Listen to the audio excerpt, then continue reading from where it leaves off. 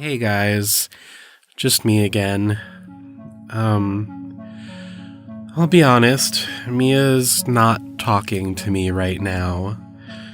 So, until we actually head out onto our next investigation, I thought I would share another journal entry. Just a little background before I start. Norman mentions Judy and Patty in this first entry. Judy, who's just a child here, is Mia's mom. And Patty was Mia's grandmother, Norman's wife. Just thought I'd clarify that. Anyway, once again, please enjoy a cryptid case file from the journals of Norman Carter. August 12th, 1963. It's been a while. I haven't kept up with my journaling. It's just so hard when you're not actually going out into the field. It's been, almost 6 years.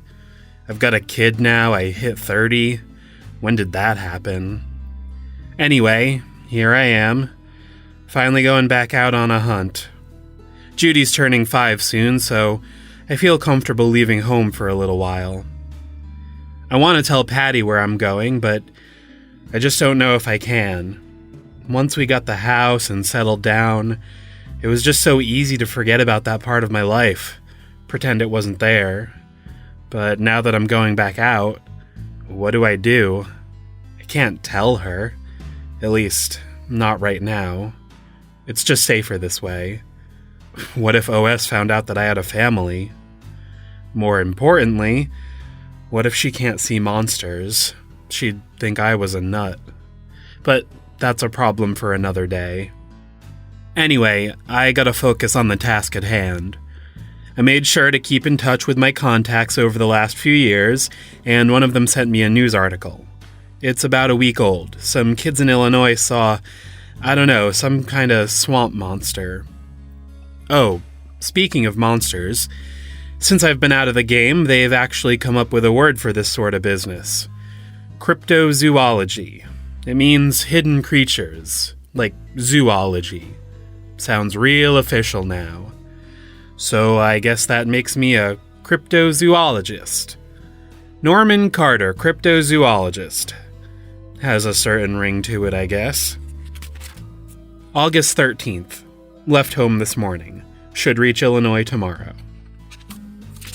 August 14th. Made it to Harrisburg in time for supper. I'm working out a list of witnesses tonight, and I'll get started tracking them down in the morning. August 15th. Talked to James Thompson, county sheriff. He didn't see the monster himself, but he did report the first sighting.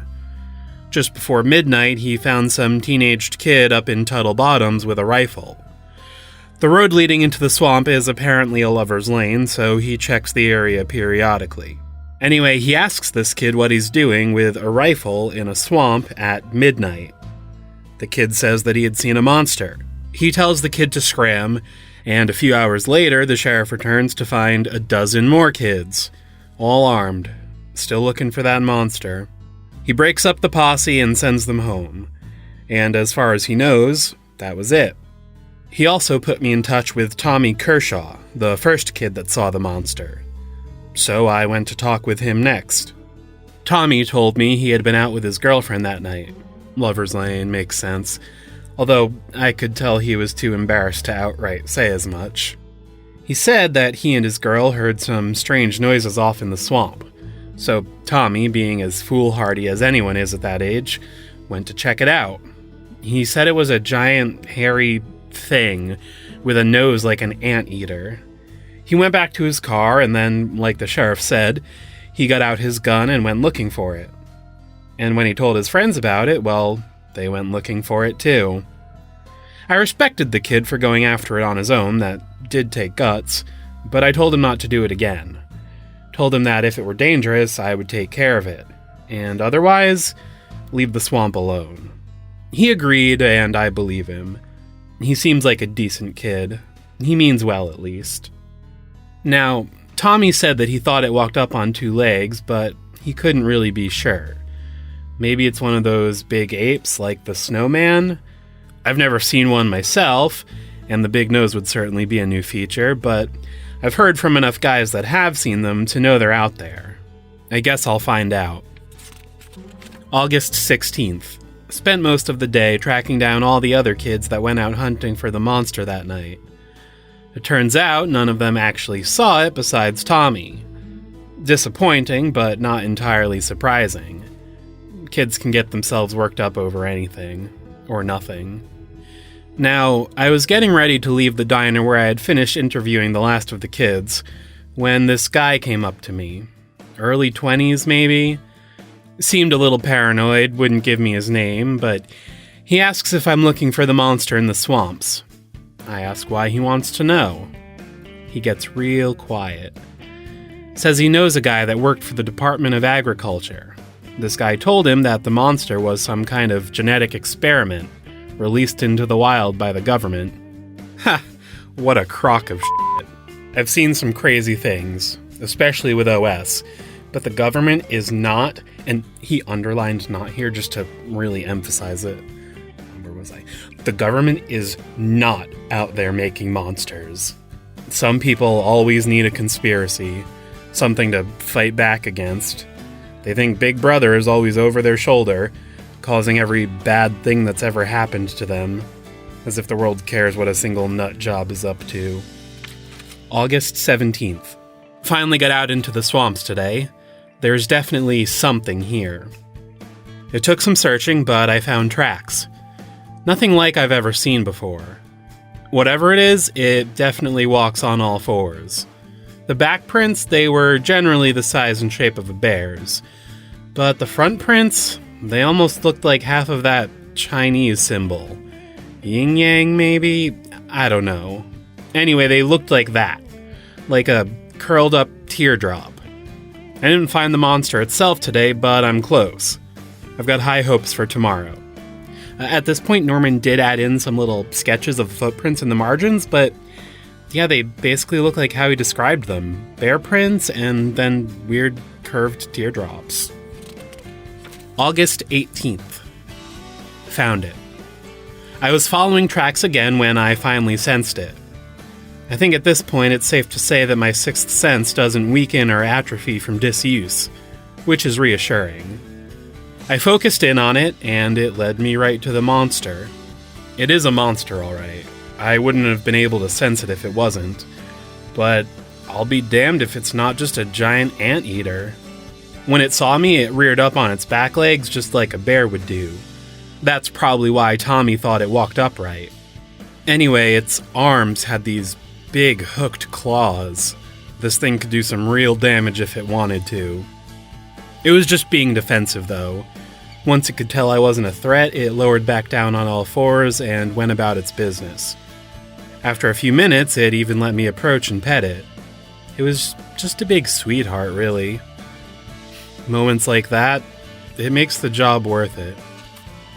August 19th. Before I left town, I visited Tommy one last time.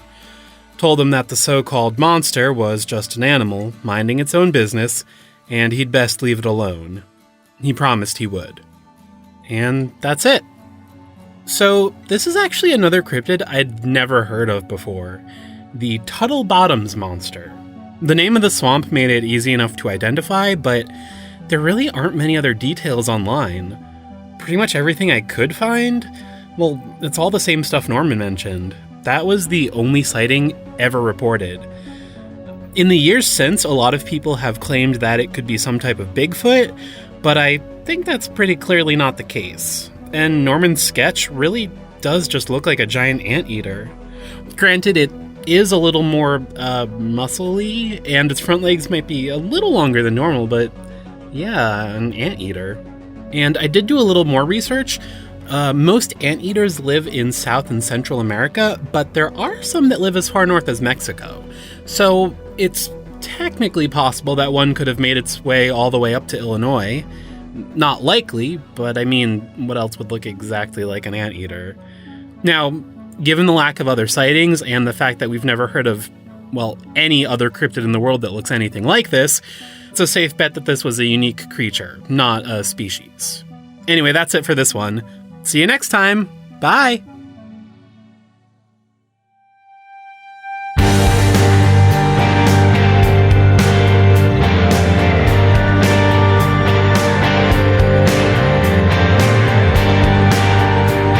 Cryptid Cases has been a production of Little Giant Monsters. If you enjoyed the show, please consider leaving a review on iTunes or tell a friend. It really helps others find the show. If you'd like to follow us on social media, search for Little Giant Monsters on Facebook, Twitter, or Instagram. You can also visit our website, littlegiantmonsters.com. Check out any of these pages to see other projects we're working on, as well as a new Cryptid sketch every Monday after the new episode. Thanks for listening, and see you again soon.